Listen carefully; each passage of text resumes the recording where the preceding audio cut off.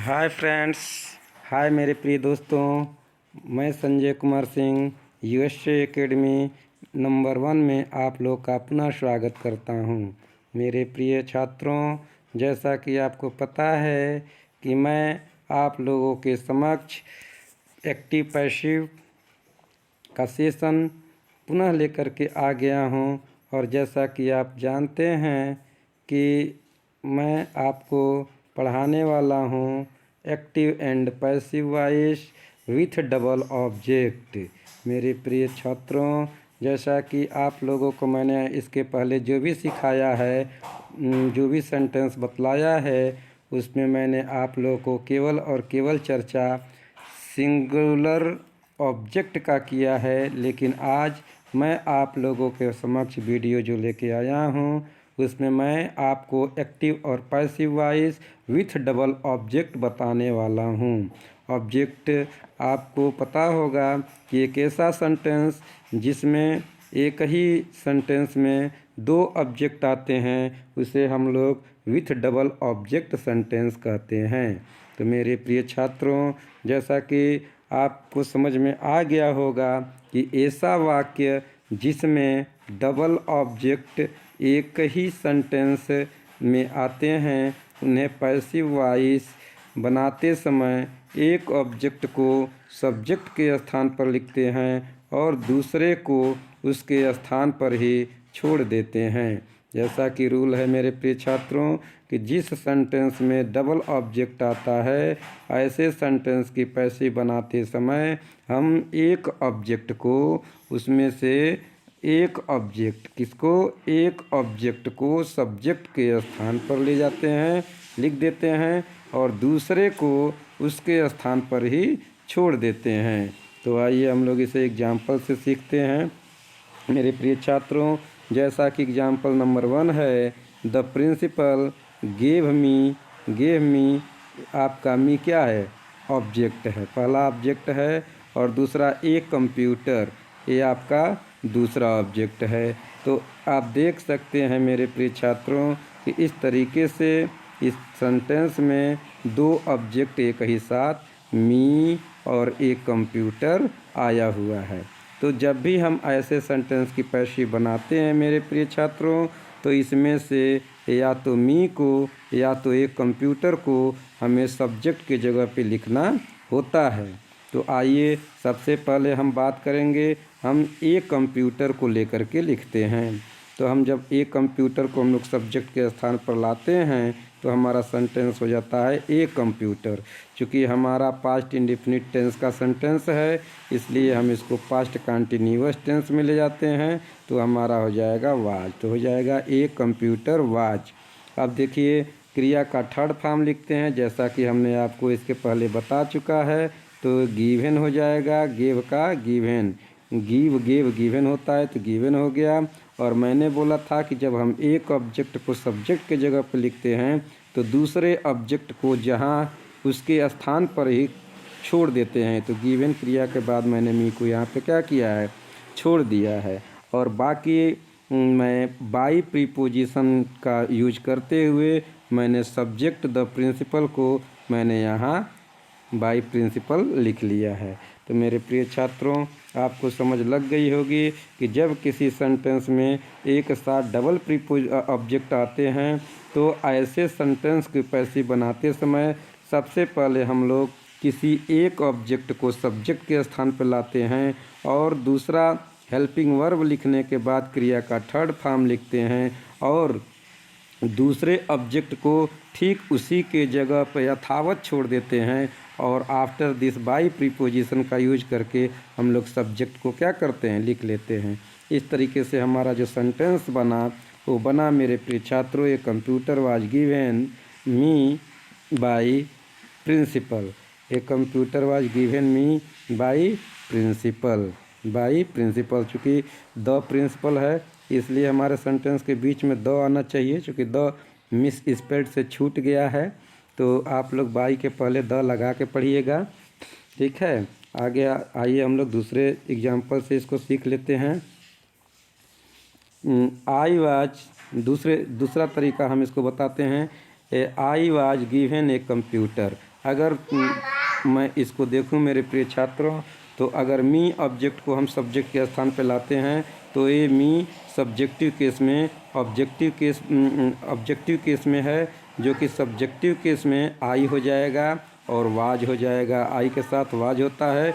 उसके बाद जस्ट हम क्रिया का थर्ड फॉर्म गिवन लिखते हैं। उसके बाद देखिए यहाँ भी मैंने गिवन के बाद मी छोड़ा था, तो यहाँ भी मैंने गिवन के बाद एक कंप्यूटर छोड़ दिया, ठीक है। और बाय करके मैंने क्या किया, द प्रिंसिपल को हमने लिख लिया। तो ये आपका पैसिव वॉइस बन गया। मेरे प्रिय छात्रों, एक बार इसको और समझते हैं। जैसा कि आप देख सकते हैं कि सेंटेंस में हमने क्या किया है, जैसा कि आप देख सकते हैं कि हमारे सेंटेंस में दो ऑब्जेक्ट है, मी है और एक कंप्यूटर है। तो पहले सेंटेंस में मैंने एक कंप्यूटर को लेकर बना के बता दिया था आप लोगों को एक्टिव से पैसिव वॉइस बनाना। दूसरे सेंटेंस में हम लोग बताएंगे कि यदि हम लोग मी को सब्जेक्ट के स्थान पर लेते हैं तो ए सब्जेक्टिव केस में आई हो जाएगा और आई के साथ वाज हो जाएगा, और क्रिया का थर्ड फॉर्म गिवन है तो गिवन हम लिख लेंगे। और जैसे ही हमने गिवन को लिख लिया, उसके बाद जो दूसरा ऑब्जेक्ट एक कंप्यूटर है, हम इसको पुटअप कर देंगे और हम इसके बाद बाई का प्रयोग करके बाई द प्रिंसिपल जो सब्जेक्ट है, द प्रिंसिपल जो सब्जेक्ट है, इस सब्जेक्ट को हम लोग क्या करेंगे, ऑब्जेक्ट के जगह पे लिख लेंगे। तो इस तरीके से मेरे प्रिय छात्रों आपको समझ में लग गई होगी कि जिस वाक्य में ऐसा वाक्य जिसमें डबल ऑब्जेक्ट एक ही सेंटेंस में आते हैं, उन्हें पैसिव बनाते समय एक ऑब्जेक्ट को हम सब्जेक्ट के स्थान पर लिखते हैं और दूसरे को उसके स्थान पर ही क्या करते हैं, छोड़ देते हैं। आइए इसको हम लोग एक दूसरे एग्जाम्पल से भी सीखने का प्रयास करेंगे। दूसरा एग्जाम्पल हम आप लोग ले लेते हैं, एग्जाम्पल नंबर 2 लेते हैं। एग्जाम्पल नंबर 2 में मैंने लिखा है the manager will give U A warning. Warning means होता है चेतावनी। क्या होता है, चेतावनी। क्या होता है, चेतावनी। इसका हिंदी अर्थ होगा कि मैनेजर आपको एक वार्निंग देगा, चेतावनी देगा। तो आप देख सकते हैं कि इस सेंटेंस में भी डबल ऑब्जेक्ट आए हुए हैं। तो डबल ऑब्जेक्ट क्या है मेरे प्रिय छात्रों, सबसे पहले हम ऑब्जेक्ट को ढूंढते हैं। पहला ऑब्जेक्ट आपका यू है और दूसरा ऑब्जेक्ट आपका ये वार्निंग है। तो जब एक ही सेंटेंस में दो ऑब्जेक्ट आते हैं तो रूल के अनुसार मेरे प्रिय छात्रों हम लोग क्या करते हैं, सबसे पहले हम लोग एक ऑब्जेक्ट को सब्जेक्ट के स्थान पर लाते हैं और दूसरे को उसके स्थान पर ही छोड़ देते हैं। तो सबसे पहले हम लोग ए वार्निंग को लेते हैं। पहला हमारा ऑब्जेक्ट ए वार्निंग को हम लोग सब्जेक्ट के स्थान पर लिख लेते हैं। अब चूंकि हमारा सेंटेंस फ्यूचर इंडेफिनिट टेंस का है जिसके साथ विल का प्रयोग हुआ है, तो हम जैसे ही फ्यूचर इंडेफिनिट टेंस को पैसिव बनाते हैं मेरे प्रिय छात्रों, तो इसको हम लोग फ्यूचर कंटीन्यूअस टेंस में लेकर के चले जाते हैं। तो ए वार्निंग के बाद हम लोग विल लिखेंगे और विल के साथ ही हम लोग बी लिख लेते हैं। तो helping verb B will be को लिख लेते हैं। उसके बाद गिव है क्रिया का फर्स्ट फॉर्म, तो इसका थर्ड फॉर्म गिवन हो जाएगा। उसके बाद आप देख सकते हैं कि जो दूसरा ऑब्जेक्ट यू है, ठीक मैंने क्रिया के बाद उसको वहाँ पे छोड़ दिया है। आफ्टर दिस मैंने बाई प्रीपोजिशन का प्रयोग किया है और द मैनेजर जो सब्जेक्ट है उसको हमने यहाँ पे ऑब्जेक्ट के स्थान पर लिख लिया है। इस तरीके से मेरे प्रिय छात्रों आपके सेंटेंस की जो पैसिव बनती है वो इस प्रकार बनती है, ए warning will be given you by the manager. तो इस तरीके से मेरे प्रिय छात्रों कितनी आसानी से हम लोग डबल ऑब्जेक्ट का प्रीपोजिशन पैसिव वॉइस बना लेते हैं।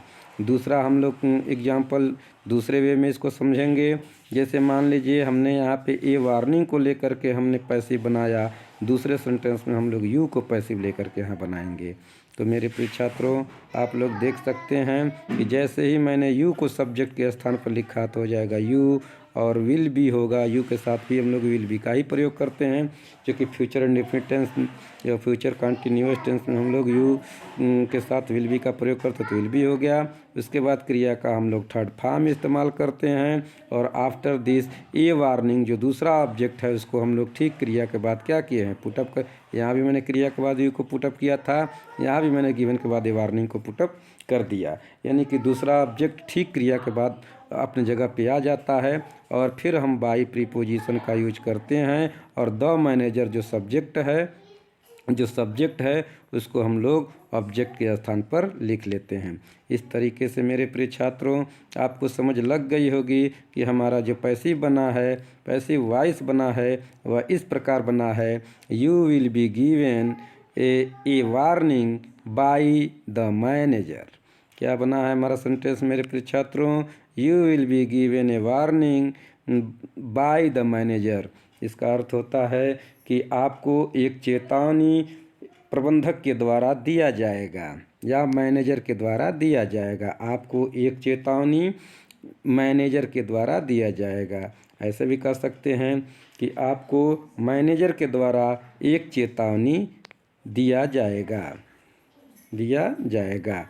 तो इस तरीके से मेरे प्रिय छात्रों इन दोनों वाक्यों को हमने पैसिव दो तरीके से, इन दोनों वाक्यों का डबल ऑब्जेक्ट के साथ जो यूज हुए हैं उनका हम लोग दो वे में पैसिव वॉइस बनाना सीख गए। मेरे प्रिय छात्रों, जैसा कि आप लोगों से रिक्वेस्ट है कि अगर मेरा वीडियो अच्छा लगा हो तो आप लोग इस मेरे चैनल को अधिक से अधिक संख्या में अपने व्हाट्सएप ग्रुप में, अपने मित्रों में और शेयर करिए और मेरे चैनल को लाइक करिए, शेयर करिए, शेयर करिए और सब्सक्राइब कर लीजिए, ताकि इसी तरीके से ढेर सारे एकेडमिक और ज्ञानवर्धक वीडियो आप लोगों के समक्ष लेकर के मैं आता रहूँगा। आपके एक लाइक से हमारा मनोबल बढ़ता है, एक सब्सक्रिप्शन से मेरा मनोबल बढ़ता है। तो मेरे प्रिय छात्रों, अधिक से अधिक संख्या में चैनल को लाइक, शेयर, सब्सक्राइब करिए। Thank you for watching. जय हिंद, जय भारत।